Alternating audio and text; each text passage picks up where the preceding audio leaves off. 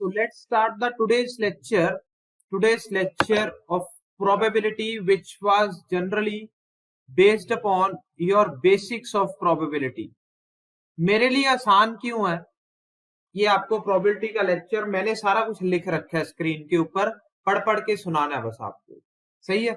जैसे देखो first slide. चलो चलो इंटरनेट इशू की वजह से हुआ ये। चलो अब देखो बेसिक्स ऑफ प्रोबेबिलिटी के साथ स्टार्ट करते हैं। बेसिक्स ऑफ प्रोबेबिलिटी के साथ स्टार्ट करते हैं। देखो भाई, सबसे पहला वर्ड है रैंडम एक्सपेरिमेंट। सबसे पहला वर्ड है रैंडम एक्सपेरिमेंट। आपको स्क्रीन दिख रही है, आवाज आ रही है मेरी? इतना ही काफी है। सबसे पहला वर्ड है रैंडम एक्सपेरिमेंट। सही है। अब रैंडम एक्सपेरिमेंट किसको बोलते हैं? रैंडम एक्सपेरिमेंट किसको बोलते हैं? सबको स्क्रीन दिख रही है भाई? राज को स्क्रीन नहीं दिख रही, बाकी लोग मेरे साथ एक बार शेयर कर दो। स्क्रीन दिख रही है, विजिबल है? नहीं तो फिर राज का इंटरनेट इश्यू है। वो परफेक्ट है, परफेक्ट भाई। चलिए भाई अब पढ़ते हैं। An experiment is called random experiment. An experiment is called random experiment if it satisfies the following conditions. पहली कंडीशन है it has more than one possible outcome and it is not possible to predict the outcome in advance. Random experiment किसको बोलते हैं? जिस experiment के हम outcomes predict कर सकें, उस एक्सपेरिमेंट को हम रैंडम एक्सपेरिमेंट बोलते हैं। जैसे डाइस को थ्रो करना, क्या क्या आ सकता है डाइस के ऊपर? या तो 1, या तो 2, या तो 3, या तो 4, या तो 5, या तो 6। जैसे क्वाइन को थ्रो करना, एक क्वाइन को थ्रो करना, क्वाइन अगर थ्रो किया तो या तो हेड आएगा या टेल आएगा, अनलेस अनटिल मतलब वो फेयर क्वाइन नहीं है। अगर वो शोले वाला क्वाइन है फिर डिफरेंट है कि बीच में खड़ा हो जाए। शोले मूवी में क्वाइन था ना, वो चीज डिफरेंट है। अदरवाइज हमेशा आपका या तो हेड आएगा या तो टेल आएगा, ये सही है। उस एक्सपेरिमेंट को हम रैंडम एक्सपेरिमेंट बोलते हैं। और जब भी रैंडम एक्सपेरिमेंट हम परफॉर्म करें, जब भी रैंडम एक्सपेरिमेंट हम परफॉर्म करें, उसपे से क्या आउटपुट निकल के आएगा वो बेसिकली हमें नहीं पता होना चाहिए। कि ये नहीं होना चाहिए कि ये पॉसिबिलिटी है कि यार यही, जैसे हेड थ्रो किया, हेड ही आना इस बार, तो this is not the case. That is called random experiment if it satisfies two of the conditions. If it satisfies two of the conditions, that is called a random experiment. Simple. Dice का throw करना, tossing A coin and कोई भी 52 पत्तों में से कोई एक पत्ता निकालना, अनलेस एंड अनटिल आपने जोकर नहीं उसमें बीच में दिया हुआ कि हाँ भाई जोकर आ गया, जोकर नहीं निकालना। कोई भी 52 पत्तों में प्लेइंग कार्ड में से कोई पत्ता आएगा, आपको नोन होगा क्या नोन है। तो this is called a random experiment. Random experiment, सही है। अब रैंडम एक्सपेरिमेंट के साथ बेसिकली जुड़े होते हैं दो वर्ड्स, एक आउटकम्स और एक सैंपल स्पेस। एक आउटकम्स और एक सैंपल स्पेस।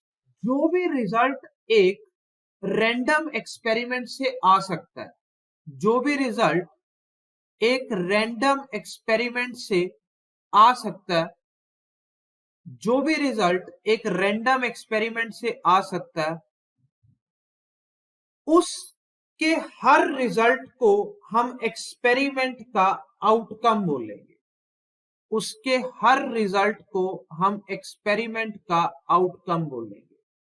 जैसे एक डाइस थ्रो किया and outcome of this experiment will be 1, 2, 3, 4, 5 और 6। मतलब या तो 1 आएगा, या तो 2 आएगा, या तो 3 आएगा, या तो 4 आएगा, या तो 5 आएगा और या 6 आएगा। That each and everything that is related to that experiment, जो चीज आ सकती है, that is called its outcome.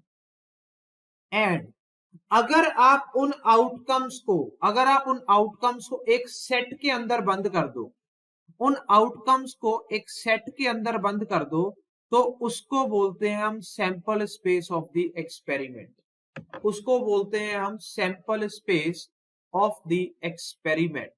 Set of all possible outcomes of random experiment, that is called sample space, generally denoted by capital S.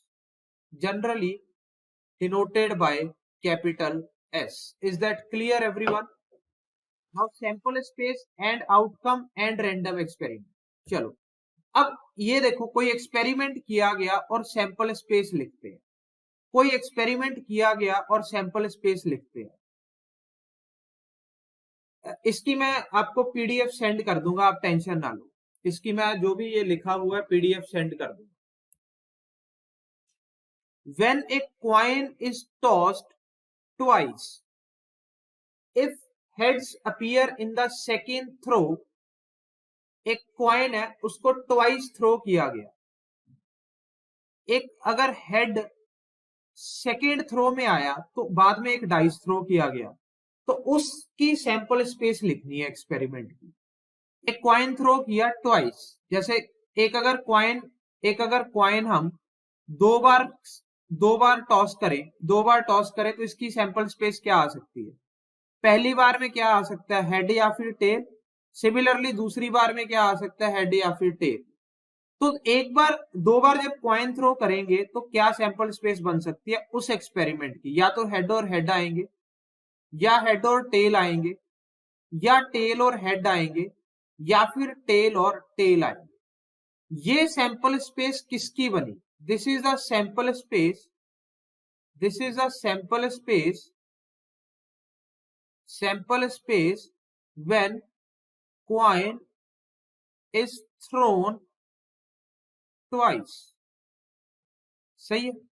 अब इसने कहा है कि coin को ट्वाइस थ्रो किया गया, if head appears in the second draw, if head appears in the second throw, जैसे ये वाला है सेकेंड थ्रो पे हेड आया, या फिर ये वाला सेकेंड थ्रो पे हेड आया, तो एक डाइस थ्रो किया गया। इसका मतलब एच और एच के साथ डाइस थ्रो किया गया, तो डाइस के साथ 1 भी आ सकता है, डाइस के साथ 2 भी आ सकता है, डाइस के साथ 3 भी आ सकता है, डाइस के साथ 4 भी आ सकता है, डाइस के साथ 5 भी आ सकता है, डाइस के साथ 6 भी आ सकता है। सिमिलरली टीएच के साथ 1 भी आ सकता है, टीएच के साथ 2 भी आ सकता है, टीएच के साथ 3 भी आ सकता है, टीएच के साथ 4 भी आ सकता है, टीएच के साथ 5 भी आ सकता है, और टीएच के साथ 6 भी आ सकता है। सही है, ये हो सकता है। और ये दो तो आएंगे ही आएंगे। अगर टेल आया फिर कुछ नहीं करना, अगर टेल आया फिर कुछ नहीं करना। तो ये इस एक्सपेरिमेंट की क्या बन गई? Sample space. ये इस एक्सपेरिमेंट की क्या बन गई? Sample space. How many elements this sample space have of this experiment? We have 14 elements, 1 2 3 4 5 6 7 8 9 10 11 12 13 and 14. We have 14 elements associated with this experiment and can occur in the outcomes. अच्छा, 3 coins की sample space बताना क्या क्या आ सकती है। अगर coin को 3 बार toss किया जाए तो 3 कॉइन्स की सैंपल स्पेस क्या क्या आ सकती है? 3 जगह, ये 3 जगह फिल करनी है, हेड टेल के साथ, हेड टेल के साथ, या हेड टेल के साथ। 3 कॉइन्स की सैंपल स्पेस में कितने एलिमेंट्स आएंगे? 3 कॉइन्स की सैंपल स्पेस में कितने एलिमेंट्स आएंगे? एक देखो, कॉइन 1, कॉइन 2, कॉइन 3, ऐसे लिख लिया करो, head tail head tail head tail head tail. 8 हो गए, head head tail tail head head tail tail. 1 2 3 4 5 6 7 और 8। 1 2 3 4 5 6 7 और 8। Total 8 outcomes are possible if we throw 3 coins. If we throw 3 coins, total 8 outcomes are possible. देख रहे हो? Head head head, head head tail, head tail head, head tail tail, tail head head, tail head tail, tail tail head, tail tail and tail. Total 8 are possible. Total 8 are possible. ये clear है भाई? तो कोई भी experiment हो, जैसे dice throw किया 2 बार, dice throw किया 2 बार, how many elements are there in the sample space? Dice throw किया 2 बार, how many elements are there in the sample space everyone? 36 element, 1 1 1 2 1 3 1 4 1 5 1 6, 2 1 2 2 2 3 2 4 2 5 2 6, 3 1 3 2 3 3 3 4 3 5 3 6, ऐसे करके टोटल 36 एलिमेंट हमारे 2 डाइस के थ्रोन के ऊपर हमारे सैंपल स्पेस में आए। सही बात है? चलिए अब सैंपल स्पेस आप बना लो। Now next is an event. What is an event? What is an event? देखो भाई, एक एक्सपेरिमेंट करो, एक एक्सपेरिमेंट देखो ऑफ टॉसिंग ए 2 कॉइन्स। उसकी सैंपल स्पेस क्या हो गई? H H, H T, T H and T T. सही है? तो suppose we are interested in those outcomes which corresponds to the occurrence of exactly one head, we find या तो HT आएगा या TH आएगा। सही है? तो दो एलिमेंट हमारे सेट में आएंगे अगर हम उस एक्टिविटी में इंटरेस्टेड है, अगर हम उस एक्टिविटी में इंटरेस्टेड है जो एक्टिविटी में सिर्फ और सिर्फ एक हेड आए। सही है? तो इस सैंपल स्पेस से आप कोई भी एक्सपेरिमेंट को डिफाइन कर सकते हो जिसमें आप इंटरेस्टेड हो। Each and every possible subset from this sample space is your event, like this. Any subset of E of sample space S is an event. Any subset of E of a sample space is an event. और total number of subsets कितने होते हैं? Total number of subsets कितने होते हैं? अगर एक set के अंदर n एलिमेंट्स है, एक सेट के अंदर n एलिमेंट्स है, तो how many subsets are possible? Can we write 2 की power n? Can we write 2 की पावर n? 2 की power n subsets are possible. तो टोटल नंबर ऑफ जो इवेंट्स एक सैंपल स्पेस से डिफाइन हो सकते हैं वो आपके 2 की पावर n होंगे। टोटल नंबर ऑफ जो इवेंट्स एक सैंपल स्पेस से डिफाइन हो सकते हैं वो आपके 2 की पावर n होंगे। जैसे फॉर एग्जांपल इलस्ट्रेशन दिया हुआ है, in throwing a pair of dice write down 2 possible events. पहला इवेंट क्या है? Sum of the numbers appear on both the dice is 7। दूसरा इवेंट क्या है? Sum of numbers appear on both the dice is divisible by 3। लिखो, देखो solution में जो E1 E2 गिवन है वो समझ में आ रहा है कि नहीं आ रहा? सॉल्यूशन में जो E1 E2 गिवन है, बस sum of numbers appear on both the dice is 7, 6 1 5 2 4 3 3 4 2 5 1 6। Sum of numbers appears on both the dice is divisible by 3, 2 1 1 2 5 1, ये 3 3 ऐसे करके सारे एलिमेंट्स लिख दिए। तो ये एक एक इवेंट बन गया। बस जितने भी आप सबसेट बना सको उस सैंपल स्पेस में, जितने भी आप सबसेट बना सको उस सैंपल स्पेस से, that is called an event. कुछ भी हो सकता है। जैसे एक डाइस थ्रो किया, उसकी सैंपल स्पेस ये बनी, तो एक इवेंट ये आ सकता है। इस इवेंट को क्या डिफाइन कर सकते हो आप? 2 3 5 को। What can you define this event 2 3 5? Can we define event of prime numbers? Event of a prime number sum of 10 में तो 6 और 4 भी आ सकता है, मतलब सिर्फ और सिर्फ एक ही एलिमेंट है 2 3 5, 2 3 5। आई कैन डिफाइन 2 की पावर 6 इवेंट्स होंगे। अगर 6 एलिमेंट है तो 2 की पावर 6 इवेंट होंगे, जो भी सबसेट आप लिख सको। जैसे ये एक सिंगल इवेंट है, ये अगला इवेंट है, ये अगला इवेंट है, फिर उसके बाद 1 2 एक इवेंट है, फिर 1 3 एक इवेंट है, 1 4 एक इवेंट है। ऐसे जो भी आप ऐसे करके सबसेट लिख सको। Everything is an event, everything is an event. मतलब सिंपल है, subset of a sample space is called an event, that's it, और कुछ नहीं करना। चलिए now what is impossible event and what is sure event? What is impossible event and what is sure event? Impossible event मतलब आप ऐसा event define कर दो जो सैंपल स्पेस में पॉसिबल ही नहीं है, जो सैंपल स्पेस में पॉसिबल ही नहीं है। जैसे ये है, एक इवेंट आपने डिफाइन कर दिया डाइस की सैंपल स्पेस पे, number appear on the dice is a multiple of 7, क्या ये पॉसिबल है? Number appear on the dice is a multiple of 7, possible है? पॉसिबल ही नहीं है ऐसी चीज आना, तो that is called impossible event. और इम्पॉसिबल इवेंट की जो प्रोबेबिलिटी होती है वो 0 होती है। इम्पॉसिबल इवेंट की जो प्रोबेबिलिटी होती है वो 0 होती है, क्योंकि पॉसिबल ही नहीं, क्योंकि पॉसिबल ही नहीं। सही है।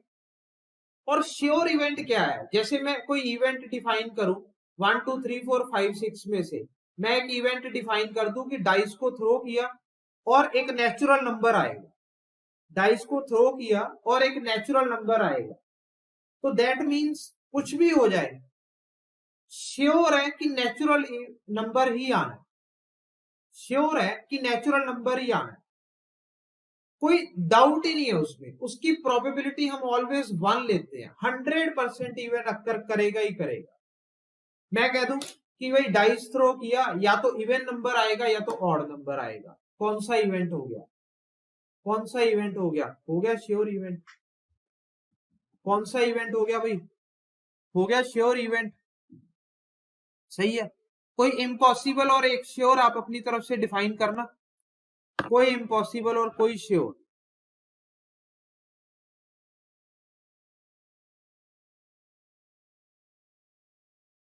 Getting 0 in a dice, that is a impossible event. Getting 0 in a dice, that is a impossible event. And any sure event, हाँ ये शिनचैन सही है, वाह। मेरा जेई क्लियर होना sure event, that's the confidence. Sunrise in the morning is a sure event. सही है, कुछ भी ले सकते हो आप। गेटिंग हेड और tail on throwing coin, vaccine का आना, कोरोना में वैक्सीन का आना is a sure event. Corona में वैक्सीन का अगले 10 दिन में आना, अगर हम मार्च की बात करें, is a impossible event. Institute का ओपन होना is a sure event, institute का कल ओपन होना इज ए इम्पॉसिबल इवेंट। हाँ, बीजेपी का पंजाब में आना इज ए इम्पॉसिबल इवेंट, ये सही है।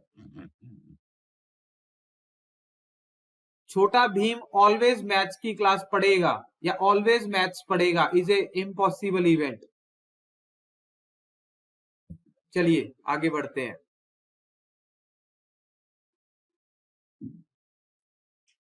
बहुत आ रहे हैं, मोदी जी का अगली बार आना, राहुल गांधी का पीएम बनना। चलिए सिंपल इवेंट भाई, सिंपल इवेंट, दो टाइप्स के इवेंट्स होते हैं, दो टाइप्स के इवेंट्स होते हैं, एक होता है सिंपल इवेंट, दूसरा होता है कंपाउंड इवेंट। जैसे सिंपल है, अगर दो डाइस थ्रो किया, दो कॉइन थ्रो किए गए हैं, उसकी सैंपल स्पेस ये आई है, तो सैंपल स्पेस में से अगर एक ही एलिमेंट आता है किसी इवेंट में, सैंपल स्पेस में से अगर एक ही एलिमेंट आता है किसी इवेंट में, that is called simple event, that is called simple event. और अगर किसी इवेंट में से सैंपल स्पेस में से मोर देन वन एलिमेंट निकल के आते हैं, जैसे इसमें मैं डिफाइन कर दूं E5, मान लो हेड हेड और टेल टेल, हेड हेड और tail tail, more than one element से जो इवेंट कंबाइन होगा, मोर देन वन एलिमेंट से जो इवेंट कंबाइन होगा, that is called a compound event, that is called a compound event. Simple simple simple simple definition है बस। Simple event and compound event. Next है आपका कंपाउंड इवेंट, सिंपल, सही है। Contains more than one sample point, that is called a compound event. समझ में आ गया भाई? देखो समझ में आ गया ये चीज, सिंपल सिंपल है। जैसे डाइस थ्रो किया और प्राइम नंबर का आना, वो कंपाउंड इवेंट है। डाइस थ्रो किया, इवन प्राइम नंबर का आना एक सिंपल इवेंट है। डाइस थ्रो किया और कंपाउंड का इवेंट क्या होगा? एक प्राइम नंबर का आना। डाइस थ्रो किया, एक इवन प्राइम नंबर का आना, that is a simple event, that is a simple event, सही है। अगर सैंपल स्पेस में से सिर्फ एक एलिमेंट आ रहा है करण, तो that is a simple event, और सैंपल स्पेस में से मोर देन वन एलिमेंट निकल के आ रहे हैं तो that is A compound event, that is A compound event. चलो आगे बढ़ो। Now next is algebra of events. Sets chapter याद है कि नहीं? सेट्स चैप्टर याद है? स्टार्टिंग में सेट्स पढ़ा था। सेम रिपीट होगा, सेम रिपीट होगा, same same same. Intersection, union, complement, everything same. सबसे पहले पढ़ते हैं कॉम्प्लीमेंट्री इवेंट। ये देखो, ये जो स्क्वायर है, ये जो स्क्वायर है, ये पूरी हमारी सैंपल स्पेस है। ये स्क्वायर हमारी पूरी सैंपल स्पेस है। इसमें से कोई इवेंट ए डिफाइन हो गया, ये गोला मार दिया, ये गोला मार दिया, सही है। तो बाकी जो बाहर रह गया वो क्या आ गया आपका? A dash, that is a complement, A complement. यानी जो एलिमेंट ए इवेंट में नहीं आए, बाकी के जो एलिमेंट रह गए, तो that will go in a complement set and that is known as complementary event, that is known as complementary event. जैसे सपोज करो, अगर मैं एक डाइस को थ्रो करूं और मेरे लिए ये मेरी सैंपल स्पेस ये बन जाएगी। अगर मैं एक इवेंट ये डिफाइन कर दूं 2 4 6, तो मेरा ए डैश क्या हो जाएगा? इट इज 1 2 और 3, सही है? सही तो नहीं है, क्या आएगा फिर? 1 3 एंड 5। जस्ट इसका कॉम्प्लीमेंट ले लेना इसमें से।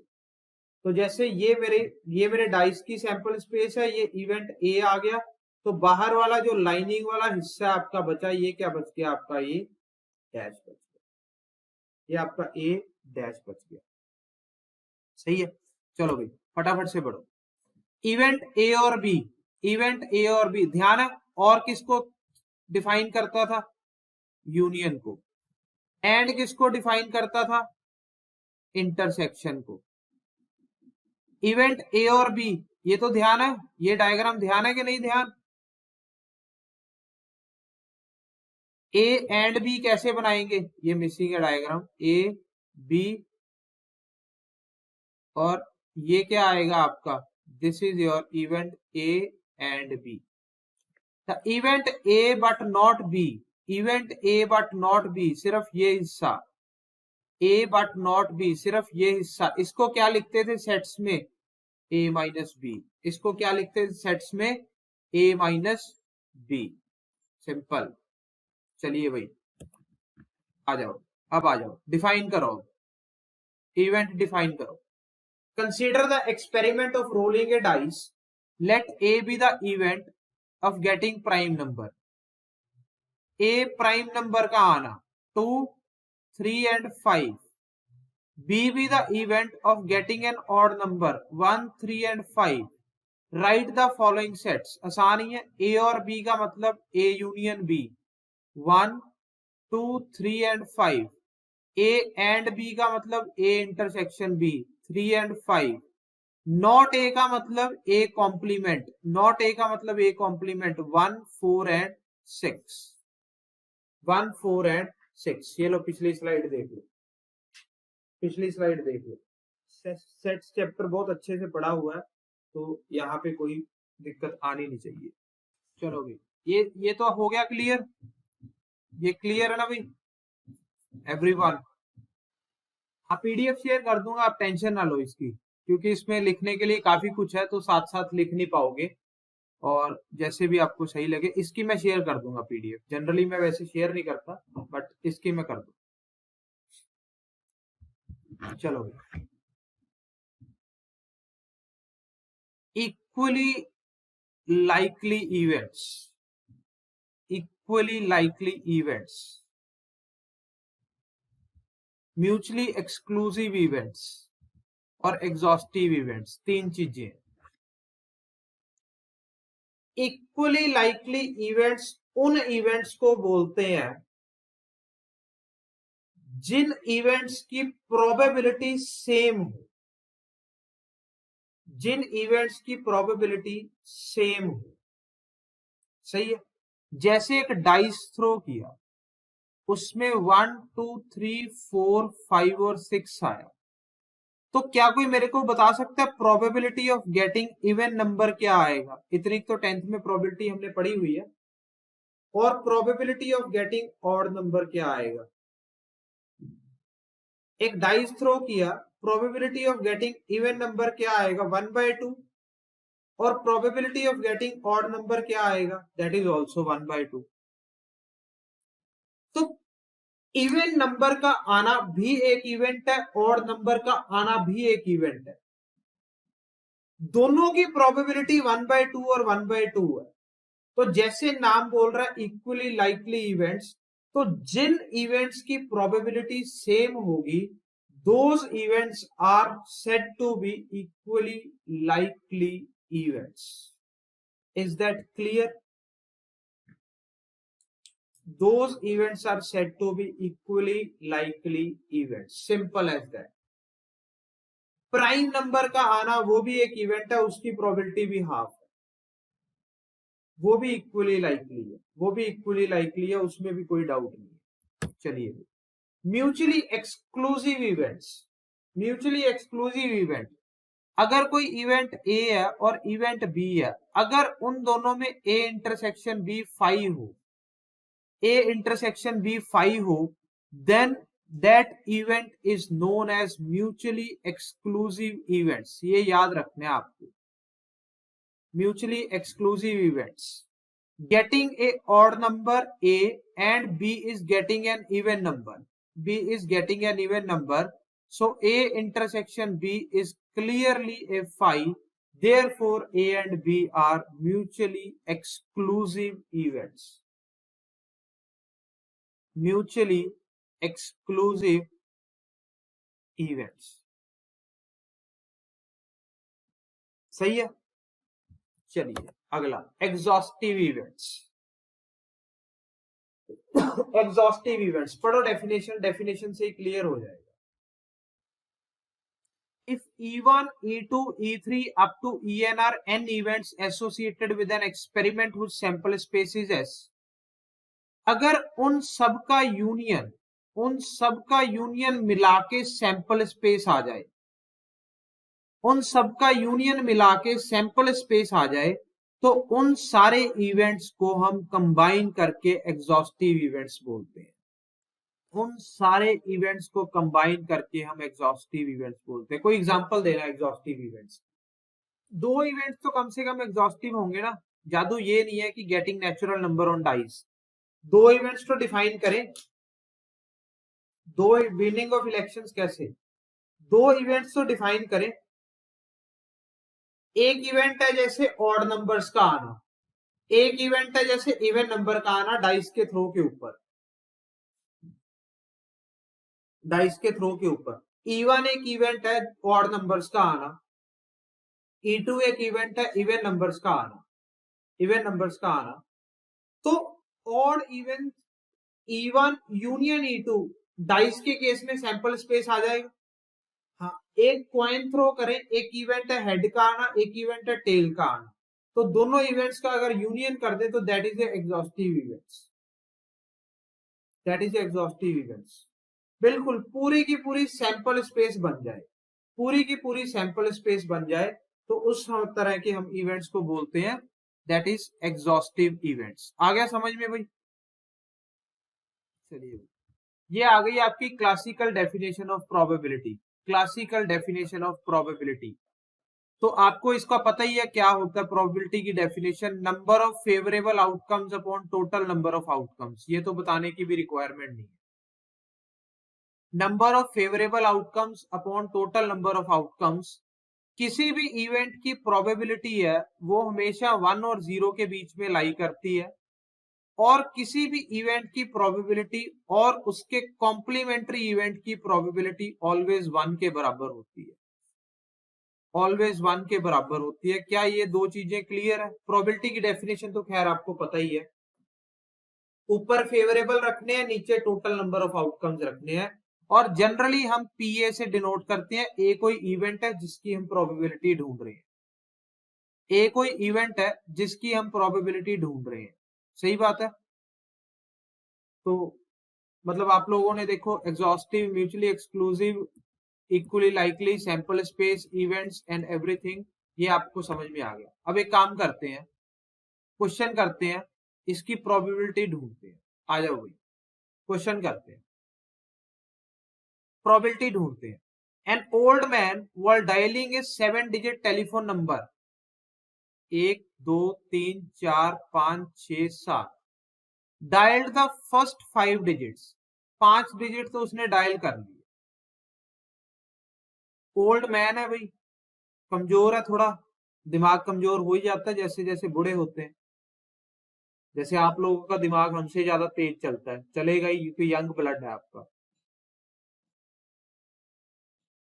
सडनली फॉरगेट्स द लास्ट 2, उसको लास्ट 2 भूल गए, ये भूल गया, वो ये भूल गया। But he remembered that last 2 digits were different, उसको ये पता है कि ये दोनों डिजिट्स डिफरेंट है,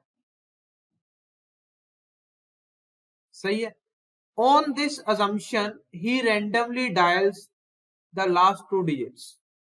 What is the probability that the correct telephone number is dialed? Probability है क्या? परम्यूटेशन कॉम्बिनेशन ही है।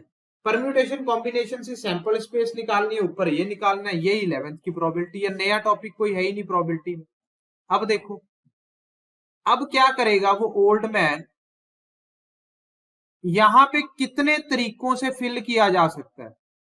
सिंचैन को तो मैथ्स आता है भाई। ये नंबर 10 तरीकों से भरा जा सकता है, ये नंबर 9 तरीकों से भरा जा सकता है, बिकॉज उसको ये तो याद है कि लास्ट 2 डिजिट सेम नहीं है। तो टोटल नंबर सैंपल स्पेस में कितने एलिमेंट्स आएंगे? 90 elements are there in total sample space. और what is the probability of correct telephone number is dialled? Correct के लिए सैंपल स्पेस में से क्या होना चाहिए? फेवरेबल सिर्फ एक, टोटल 90, फेवरेबल सिर्फ एक, तो टोटल नंबर ऑफ मतलब प्रोबेबिलिटी क्या होगी इस इवेंट की? 1/90। प्रोबेबिलिटी क्या होगी इस इवेंट की? 1/90। आगे आ जाओ, आगे आ जाओ। 4 apples and 3 oranges are randomly placed in a line. Find the chances that extreme fruits are both oranges. 7 fruit है, एप्पल्स भी आप सेम मान लो, ऑरेंजेस भी सेम मान लो। एप्पल्स आइडेंटिकल है, ऑरेंजेस भी आइडेंटिकल है। मैं कह तो रहा हूं +1 की प्रोबेबिलिटी में है ही कुछ नहीं, अगर पीएनसी आता तो प्रोबेबिलिटी खत्म। देखो अब एप्पल्स भी सेम। अब sample space, total number of outcomes क्या हो सकते हैं? टोटल नंबर ऑफ आउटकम्स क्या हो सकते हैं? क्या होंगे? 7 फैक्टोरियल अपॉन 4 फैक्टोरियल 3 फैक्टोरियल, सही है। टोटल नंबर ऑफ आउटकम्स, क्योंकि 7 फ्रूट प्लेस करने हैं, 4 एक जैसे हैं, 3 एक जैसे हैं, तो हम जब भी एक जैसे आते हैं तो डिवाइड तो करते ही हैं उससे। ये हमारी पीएनसी ने हमें सिखाया है। तो 7 × 6 × 5/3, ये कट गया, 3 फैक्टोरियल, ये कितना आ गया? 35। Total number of outcomes. Favourable outcomes क्या होंगे? फेवरेबल आउटकम्स फेवरेबल आउटकम्स क्या होंगे? फेवरेबल आउटकम्स में अब यहां ऑरेंज आना ही आना है, यहां ऑरेंज आना ही आना है, क्योंकि बोथ ऑरेंजेस उसने कहा एक्सट्रीम पे हो। बचे ये 5, इन 5 की प्लेसमेंट करनी है, उसमें से 4 एप्पल्स है और एक ऑरेंज है, तो ये कितना बचा? 5 फैक्टोरियल अपॉन 4 फैक्टोरियल, कितना? 5। तो फेवरेबल अपॉन टोटल कितना आया? 1/7। That is our answer, that is our answer. Two natural numbers are selected from the first set of first 20 natural numbers. Find the probability that their sum is odd, sum is even, and selected player is twin prime. पहला ए part करो, क्या आएगा? 20 में से कोई दो natural number select करने के कितने तरीके? 20 में से कोई दो नेचुरल नंबर सिलेक्ट करने के कितने तरीके? 20C2। Their sum is odd, their sum is odd। Favourable में क्या आएगा ऊपर? 10 इवन नेचुरल है और 10 आपके ऑड नेचुरल है। ऊपर क्या आएगा? देयर सम इज ऑड, यानी एक इवन सिलेक्ट होना चाहिए और एक ऑड सिलेक्ट होना चाहिए, यही चीज है। तो एक इवन कितने वेज में सिलेक्ट कर सकते हैं? 10C1।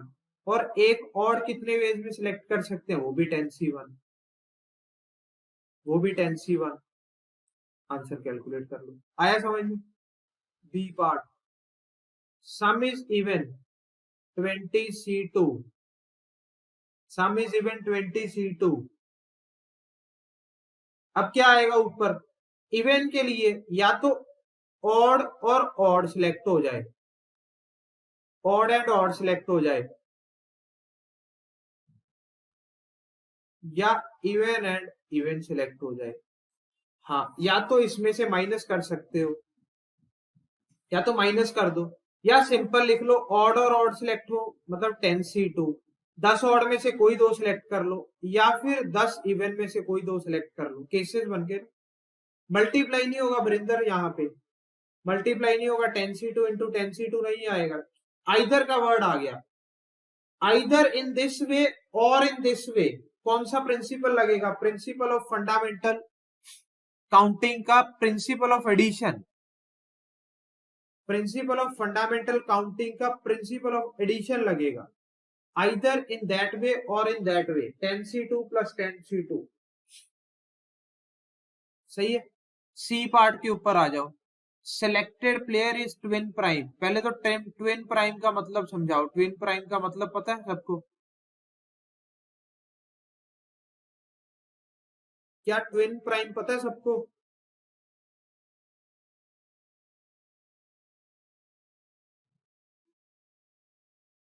ट्विन प्राइम में जैसे ये 3 5 5 7, दो प्राइम नंबर जिसमें डिफरेंस 2 हो, दो प्राइम नंबर जिसमें डिफरेंस भी 2 होना चाहिए। ये नहीं है कि 3 और 7 सिलेक्ट हो जाए,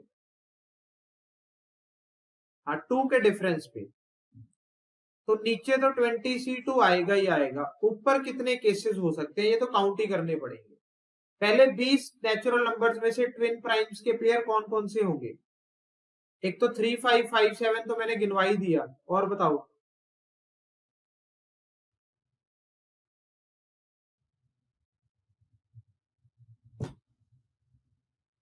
और बताओ, पेयर्स बताओ कौन कौन से होंगे। जैसे 11 13 हो गया, और कोई पेयर है? और कोई पेयर है? 17 19 हो गया। बस 4 ही पेयर्स हैं, 1 2 3 और 4। 3 5 5 7 11 13 और 17, ऊपर 4 आ जाएगा। ये नहीं लेना ओए, 7 9 नहीं लेना, 9 प्राइम नंबर थोड़ी है। 9 11 भी नहीं लेना, 9 11 के हमले कराने के दोबारा।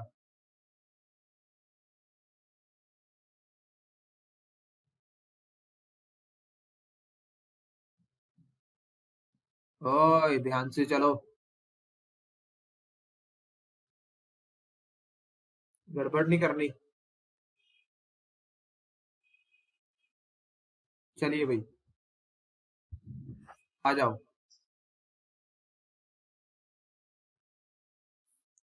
What is the chances that fourth power of an integer chooses randomly ends in a digit 6?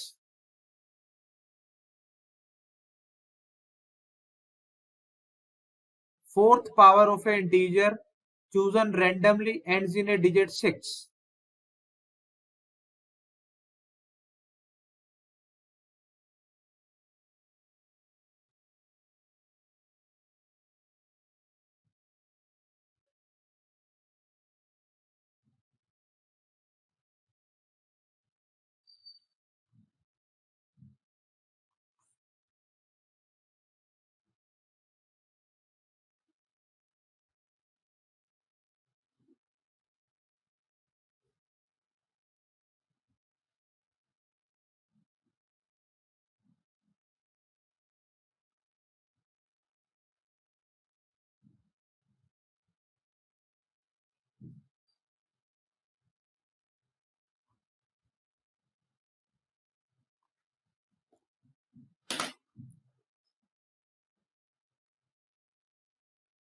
कोई भी इंटीजर चूज करो, उसकी फोर्थ पावर, एनी पावर, जैसे 3 की पावर 4, 4 की पावर 4, 5 की पावर 4, वो जो नंबर आएगा एंड डिजिट आपका 6 होना चाहिए। तो टोटल एंड में क्या क्या आ सकता है? 0, 1, 2, 3, 4, 5, 6, 7, 8, 9, बस यही आ सकते हैं। तो टोटल आउटकम्स कितने हो गए? 10। और 4 केसेस ऐसे हैं जब पावर 4 में डिजिट 6 आएगी, तो टोटल ऊपर क्या आ गया? 4। 4/10 यानी 4/10, 2/5 आ गया।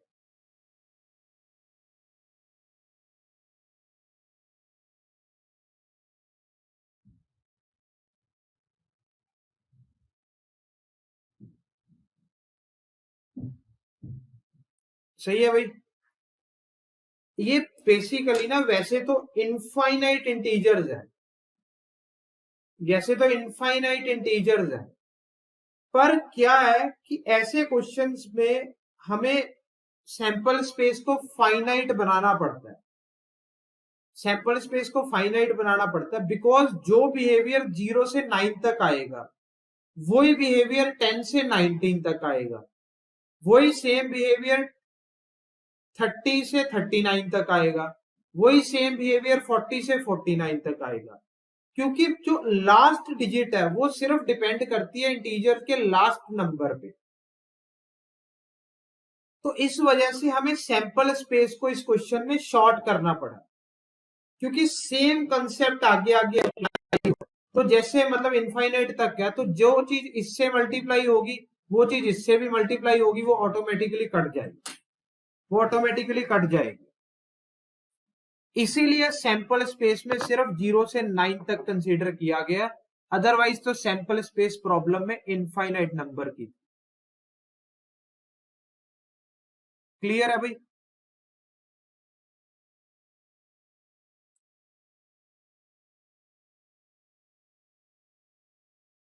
हाँ जी, बस एक ही बार बस ये करना है आपने, और कुछ नहीं करना। जैसे अब 10 आ गया भाई, वो 0 की पावर 4 की तरह है। 11 है, वो 11 की पावर 4 की तरह है। जो 12 है वो 12 2 की पावर 4 की तरह है। जो 13 है वो 3 की पावर 4 की तरह है। तो जितने नंबर आप नीचे डिनोमिनेटर में बढ़ाओगे, उतना ही न्यूमरेटर में बढ़ जाएगा। प्रोबेबिलिटी के ऊपर कोई इफेक्ट नहीं आएगा। सैंपल स्पेस चेंज करोगे, ऊपर भी उसी प्रोपोर्शन में बढ़ जाएगा। चलो,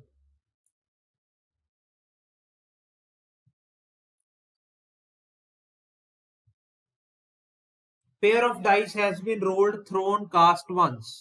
Find the probability that at least one of the dice shows up the face 1. At least one of the dice shows up the face 1. Total sample space 36 की। Total sample space 36 की। Favourable में क्या क्या आएगा? 1 1, 1 2, 1 3, 1 4, 1 5, 1 6, फिर 2 1, 3 1, 4 1, 5 1 and 6 1। That's it।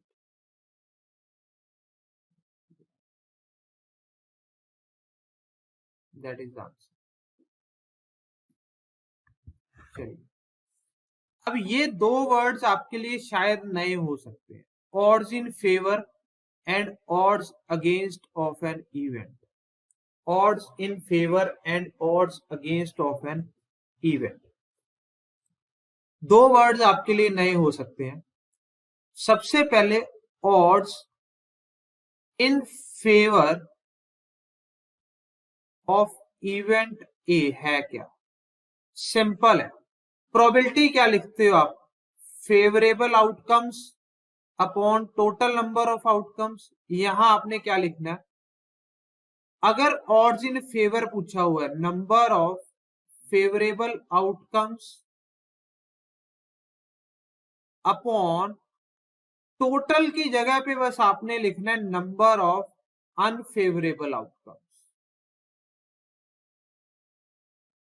Number of outcomes which are in favor of event A upon number of outcomes which are not in favor of event A।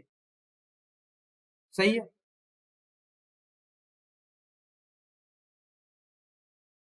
अब किया क्या, इसके बाद दोनों जगह पे टोटल आउटकम से डिवाइड कर दिया, ऊपर भी और नीचे भी। तो ये क्या बन गया ऊपर? प्रोबेबिलिटी ऑफ इवेंट ए, और नीचे क्या बन गया? Probability of A dash. तो that is equal to probability of A upon 1 minus probability of A. This is the formula of odds in favour of event A. आया समझ में? Odds in favour of event A, बस एक definition है, just एक definition है और कुछ भी नहीं। सिमिलर डेफिनेशन है odds in against of event A. Similar definition है odds in against of event A. Against में क्या करना है? ऊपर नॉन फेवरेबल रख देने हैं, नीचे फेवरेबल रख देने हैं। उल्टा हो गया, ऑड्स इन फेवर में ऊपर फेवरेबल नीचे non favourable, odds in against में ऊपर नॉन फेवरेबल नीचे फेवरेबल। तो जब आप ऊपर नॉन फेवरेबल रखोगे तो ऊपर क्या आएगी? प्रोबेबिलिटी ए कॉम्प्लीमेंट की, और नीचे क्या आएगी? प्रोबेबिलिटी ऑफ ए। अब यहां क्या आएगा? 1 minus probability of A upon probability of. बोलो भाई,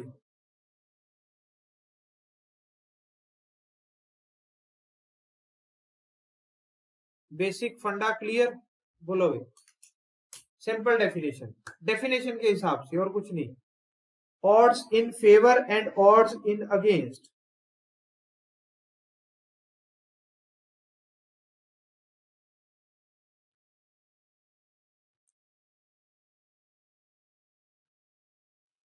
तो क्या ऑड्स इन फेवर या ऑड्स इन अगेंस्ट भी प्रोबेबिलिटी की तरह लेस देन 1 होगा ऑलवेज, या ऐसा नहीं होगा?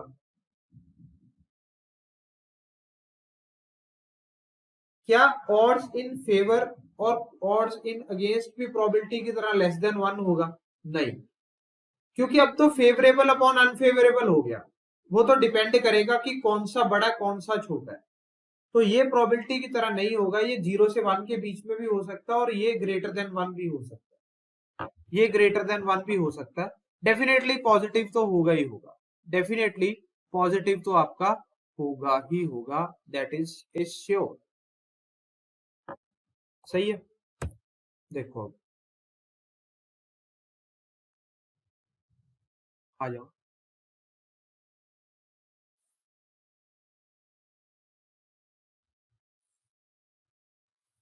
5 डिफरेंट मार्बल्स है, प्लेस करने हैं 5 डिफरेंट बॉक्सेस में। ये रे boxes B1, B2, B3, B4, B5। Marbles भी डिफरेंट है, M1, M2, M3, M4, M5, ये marble. Find the odds in favour that exactly 2 boxes remains empty. आप तो पहले चाहे टोटल नंबर ऑफ केसेस क्या होंगे, टोटल केसेस क्या आएंगे? टोटल केसेस बताओ मेरे को क्या है। फर्स्ट मार्बल के पास जाने के कितने रास्ते हैं? फर्स्ट मार्बल के पास जाने के कितने रास्ते हैं? 5। सेकेंड मार्बल के पास जाने के कितने रास्ते हैं? 5। थर्ड मार्बल के पास जाने के कितने रास्ते हैं? 5। Similarly total cases can I से 5 की पावर 5 होंगे। टोटल केसेस कैन आई से 5 की पावर 5 होंगे।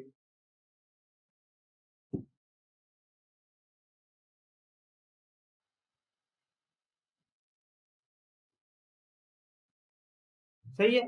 टोटल केसेस की बात कर रहा हूं अभी मैं। M1 can go in 5 ways, M2 can go in 5 ways, M3 can go in 5 ways, M4 can go in 5 ways, M5 can also go in 5 veg.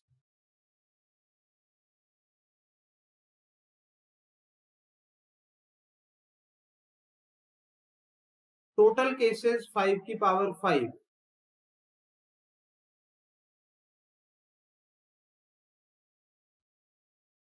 अब ऐसे केसेस काउंट करो जब एग्जैक्टली दो बॉक्स एम्प्टी रहे। When this is not the question of probability, this is the question of P and C. Exactly two boxes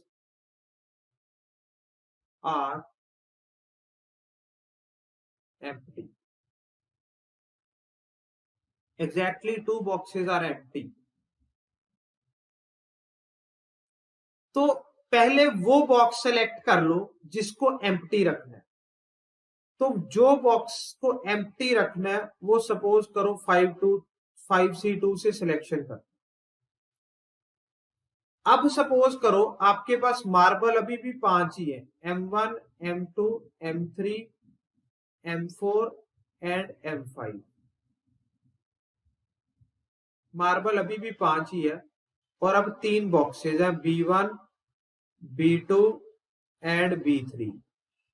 now you have to fill all these boxes with these 5 marbles in such a way so that no box remains empty.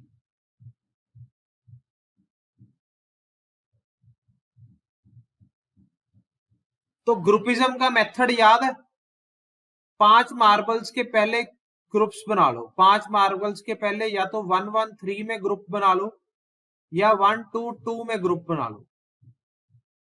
इसको divide कर दो group में, 5 factorial upon 1 factorial, 1 factorial, 3 factorial, 2 factorial plus 5 factorial upon 1 factorial, 2 factorial, 2 factorial, 2 factorial.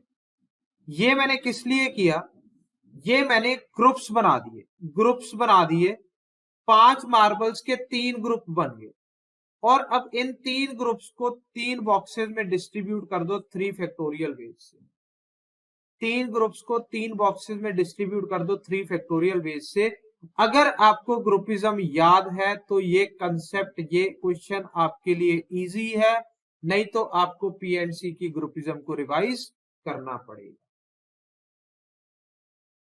याद है? कितनों को याद है ग्रुपिज्म? मैंने क्या किया, 5 मार्बल्स के 3 ग्रुप्स बना दिए। एक ग्रुप में एक है, एक ग्रुप में एक और मार्बल है, एक ग्रुप में 3 मार्बल्स है, फिर एक ग्रुप में 1 मार्बल्स है, फिर 2 मार्बल्स है और 2 मार्बल्स है, 2 मार्बल्स है। वो ग्रुपिज्म कर दी। अल्टीमेटली 3 पैकेट्स बन गए। 3 पैकेट्स बन के 3 फैक्टोरियल में डिवाइड मल्टीप्लाई कर दिया, B1 B2 B3। वो नहीं कर सकते सर, इसमें एक ही बॉक्स में सारे नहीं हो सकते। नहीं हो सकते क्योंकि उसने कहा है एग्जैक्टली 2 बॉक्सेस रिमेन्स एम्प्टी और वो मैं 5C2 में पहले ही सिलेक्शन दे चुका हूं। वो मैं 5C2 में पहले ही सिलेक्शन दे चुका हूं, एम्प्टी रखना ही नहीं अब बॉक्स। आंसर क्या आएगा देखो। अब ये मान लो आपका आया x और ये मान लो आपका आया y। तो प्रोबेबिलिटी तो ये हो गई कि एग्जैक्टली प्रोबेबिलिटी अगर कैलकुलेट करें, exactly 2 boxes are empty, exactly 2 boxes are empty, तो प्रोबेबिलिटी तो आएगी y अपॉन x। और अगर आप ऑड्स इन फेवर कैलकुलेट करना है, ऑड्स इन फेवर अगर आपने कैलकुलेट करना है तो वो आएगा फेवरेबल वाई है और नॉन फेवरेबल कितने हैं, टोटल में से वाई को माइनस कर दो। ऑड्स इन फेवर क्या आएगा, फेवरेबल वाई है और नॉन फेवरेबल कितने हैं, टोटल में से वाई को माइनस कर दो, एक्स माइनस वाई। आ जाओ भाई। If three cards are drawn from a well shuffled pack of 52 cards randomly, what is the probability that there are all the three kings? पहले क्वेश्चन का answer बोलो क्या आएगा। फर्स्ट क्वेश्चन का answer 52C3, तो नीचे आ गया, ऊपर क्या आएगा, बोलो बोलो भाई फटाफट बोलो, ऊपर क्या आएगा 4C3।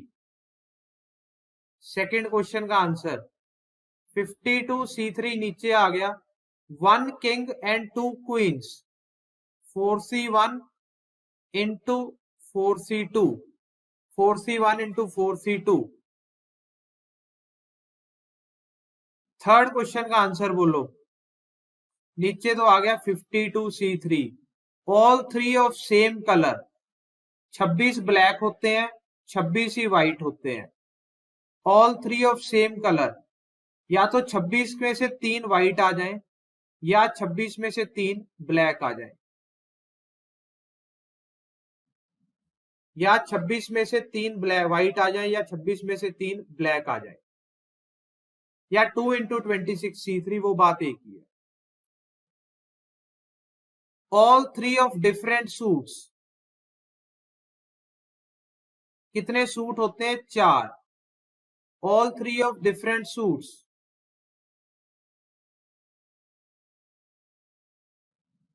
तो पहले तो 4 में से कोई 3 सूट सेलेक्ट कर लो, हर सूट के 13 पत्ते होते हैं, हर सूट के 13 पत्ते होते हैं, तो पहले तो 4 में से कोई 3 सेलेक्ट कर लो सूट्स। अब हर सूट के 13 पत्तों में से सिलेक्शन लेनी है, 13C1, 13C1, 13C1, 13C1, 13C1, 13C1, सही है। ये आप खुद करोगे। Fifth question, all three of same denomination, ये आप खुद करोगे। ये मैं सिक्स्थ बता देता हूं, at least one king, at least one king का मतलब टोटल में से वो माइनस कर दो जब किंग सेलेक्ट ही ना हो, टोटल में से वो माइनस कर दो जब किंग सेलेक्ट ही ना हो। 52C3 माइनस 48C3, हाँ दिवाकर, ये प्रोबेबिलिटी है ही पीएनसी के ऊपर बेस्ड। आपको इसके लिए करना भी कुछ नहीं, आप सिंपल एनसीईआरटी सॉल्व कर लेना बस, दैट्स इट। उसके बाद आपको कुछ करने की रिक्वायरमेंट नहीं, बाकी प्रोबेबिलिटी हम 12th में देखेंगे। Next is addition theorem of probability. अच्छा भाई, डिनोमिनेशन पूछ रहा है गौतम की, डिनोमिनेशन क्या होता है ये बताओ भाई। सर ये बताओ, all three of same denomination का क्या मतलब है, बताओ भाई। बिल्कुल आएगी भाई, कई बार क्वेश्चन प्रोबेबिलिटी पीएनसी से आता ही नहीं, क्वेश्चन ऐसी प्रोबेबिलिटी से पूछ लिया जाता है। चलो भाई आगे देखो। अब एडिशन थ्योरम ऑफ प्रोबेबिलिटी क्या है, अगर किसी को सेट्स के फॉर्मूले याद है, स्टैट्स और प्रोबेबिलिटी की बुकलेट सेंटर पे अंशिता अवेलेबल, वो तो आपको होगी, आपको लिमिट्स वाली बुकलेट नहीं मिली थी, उसी के अंदर ही है स्टैट्स और प्रोबेबिलिटी दोनों चैप्टर्स। एडिशन क्या चीज है, एडिशन थ्योरम कुछ नहीं है, इवेंट की बात है। ये फॉर्मूला कितने को याद है,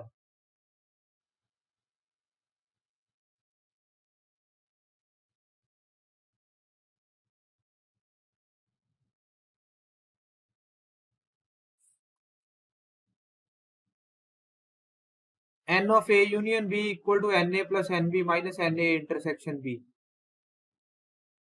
याद है।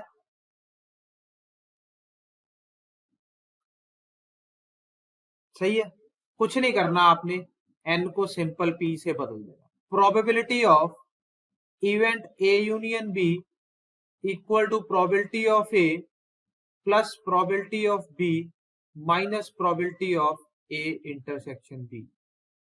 कुछ किया ही नहीं हमने क्या किया, इस फॉर्मूले में हर जगह पे सैंपल स्पेस से डिवीजन कर दी, हर जगह पे सैंपल स्पेस से डिवीजन कर दी, number of elements in sample space. तो ये फॉर्मूला किस में कन्वर्ट हो गया, आपका प्रोबेबिलिटी में कन्वर्ट हो गया। जितने भी सेट्स वाले फॉर्मूले थे इस तरीके के, अगर आप n की जगह पे वहां पे p लगा दोगे, अगर आप n की जगह पे वहां पे p लगा दोगे, वो आपके सारे फॉर्मूलेज प्रोबेबिलिटी में कन्वर्ट हो जाएंगे, वो आपके सारे के सारे फॉर्मूलेज प्रोबेबिलिटी में कन्वर्ट हो जाएंगे। आया समझ में? हाँ जी, आया समझ में कि नहीं? जैसे फॉर एग्जांपल अगर मैं बात करूं आपसे कि probability of A but not B की प्रोबेबिलिटी बताओ, probability of A but not B की प्रोबेबिलिटी बताओ। तो probability of A but not B का मतलब कौन सा सेट आ गया, ये ए हो गया, ये बी हो गया, और मैं आपसे कौन सा पूछ रहा हूं, ए बट नॉट बी, ये पूछ रहा हूं। I can write this probability as A minus B, क्योंकि इवेंट ए माइनस बी है, क्योंकि इवेंट आपका ए माइनस बी है। I can write this probability as A minus B, सही है। And can you write this probability as probability of A minus probability of A intersection B? Can you write this thing, probability of A minus probability of A intersection B?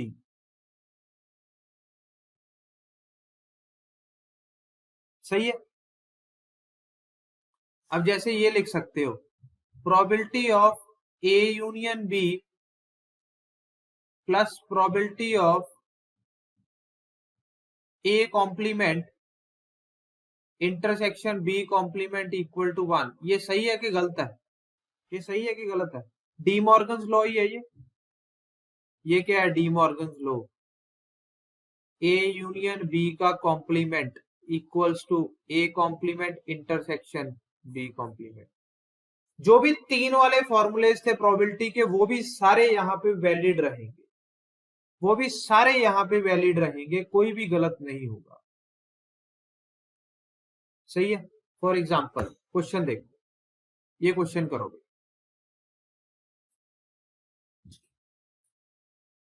ये question करो, two students Anil and Ashima appeared in an examination। करो question solve करो, करो करो। probability that Anil will qualify the examination is 0.05 and that Ashima will qualify the examination is 0.10. The probability that both will qualify the examination is 0.02. Find the probability that both Anil and Ashima will not qualify the examination। ये diagram बना ले, ये लिख लेते हैं डब्बा अनिल के लिए, ये बना लेते हैं डब्बा आशिमा के लिए, सही है।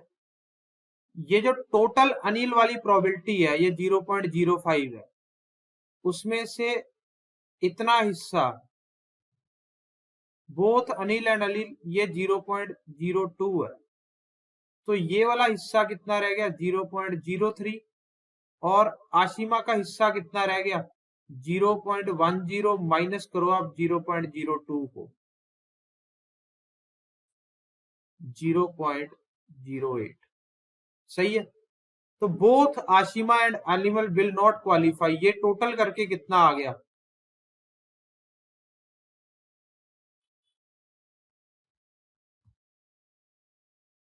सही है। तो both Anil and Ashima will not qualify the examination, answer कितना आएगा, both Anil and Ashima will not qualify the examination, the answer will be, अच्छा ये ठीक है 0.13 है। Answer will be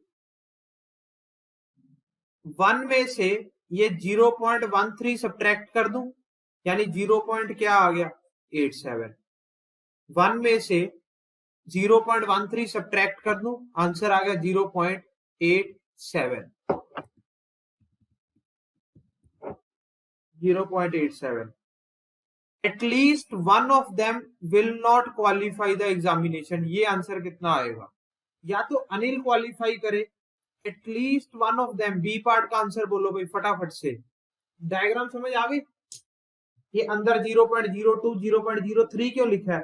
total Anil की 0.05 थी, तो 0.02 तो पहले इंक्लूडेड है। बाकी का जो हिस्सा बचा, बाकी के किस हिस्से की बात कर रहा हूं मैं? सिर्फ इस हिस्से की बात कर रहा हूं 0.03 जो ये आया, या फिर 0.08 जो ये आया, इसकी बात कर रहा हूं।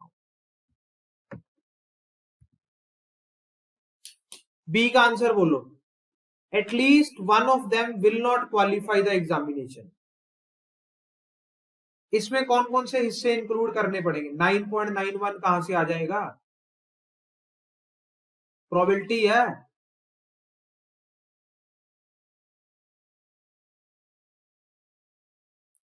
At least one of them will not qualify, या तो दोनों ही क्वालिफाई ना करें, या सिर्फ अनिल क्वालिफाई करे, या फिर आशिमा क्वालिफाई करे। हम ये कह सकते हैं कि ये 0.13 है, और जो ये आउटसाइड हिस्सा है सारा, जो ये आउटसाइड हिस्सा है सारा, ये आपका 0.87 है। तो बी पार्ट में क्या क्या इंक्लूड होगा? एक तो 0.87, एक 0.13 और एक 0.08। तो यानी आंसर कितना आएगा? 0.98। 0.98 आया समझ में? सी पार्ट रिपीट कर दो। देखो सी पार्ट में क्या है? At least one of them will not qualify the examination. At least one of them will not qualify the examination, क्या क्या इंक्लूड होगा? या तो दोनों ही क्वालिफाई ना करें, या फिर सिर्फ अनिल क्वालिफाई कर दिए आशिमा ना करे, या फिर आशिमा क्वालिफाई कर दिए अनिल ना कंबाइन। मतलब टोटल प्रोबेबिलिटी में से आपको वो केस माइनस करना है जब अनिल और आशिमा दोनों क्वालिफाई कर रहे हैं।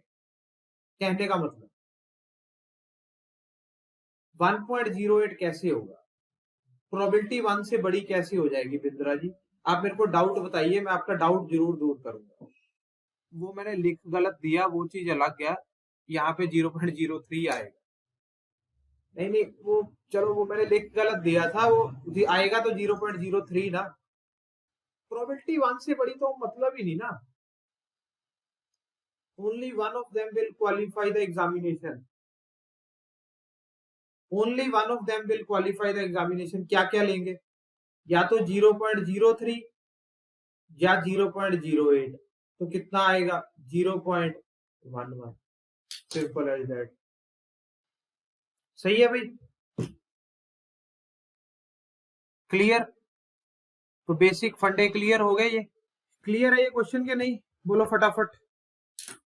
तो बस आप इसके बाद क्या करना है, आप लोग एनसीईआरटी को सॉल्व कर लेना। इसके बाद एनसीईआरटी को सॉल्व कर लेना, इसके बाद कोई दिक्कत नहीं है, और प्रोबेबिलिटी आपकी खत्म हो जाएगी। आप चाहे डायरेक्ट मिसलेनियस एक्सरसाइज कर लेना यार, आपसे सॉल्व हो जाएगी। कुछ है ही नहीं, सिर्फ अगर पी एंड सी आपको ठीक ठाक आती है, पी एंड सी अगर ठीक ठाक आती है तो प्रोबेबिलिटी में कुछ नहीं है। बेसिक्स अगर उसके आते हैं तो। चलिए भाई, थैंक यू वेरी मच।